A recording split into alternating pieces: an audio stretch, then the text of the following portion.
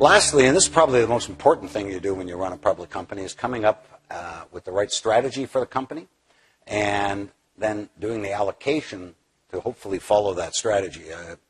It's quite incredible how it changes from year to year, and just an example of what that means for the team at RioCan and RioCan itself. Starting in 2009, we came to the conclusion that this was a time to make acquisitions, that cap rates had moved up because there was a crisis. A lot of people didn't have access to capital. We thought this was particularly acute in the United States, where historically assets in the United States, like assets to those in Canada, were actually valued higher, i.e. a lower cap rate than they were in Canada. Deeper market, more capital, a lot of reasons. Well, the 2009, we took a look and it had actually shifted, where assets like assets in the United States were trading much more cheaply than they were in Canada. And look, Canadian dollar was at par pretty well in 2009. So we just thought this was almost a historic opportunity. The word gets thrown around too much, historic, but we thought it was a great opportunity. So number one, you got to identify an opportunity, you got to change your strategy, and we had been proudly and only Canadian for a long time, 15 years. In fact, had said, had prided ourselves on the fact we were only Canadian. So we made this big strategic shift because we thought the opportunity was that big that it merited doing it.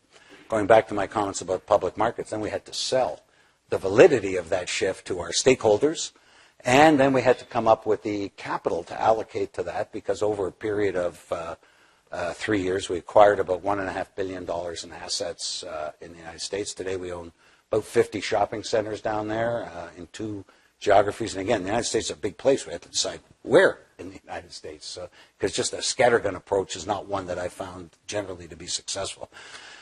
And we did it. Now we made a shift about a year and a half ago and said, you know what, the acquisition party is over. We ate very well at that party, but now it's time to move on.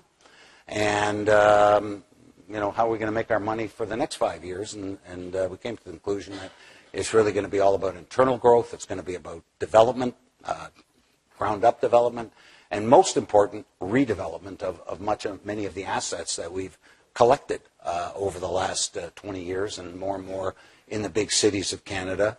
And right now, I think we're budgeting probably about $200 million to $250 million per year over each of the next 5 years, starting this year, for development and redevelopment activities, and that's capital.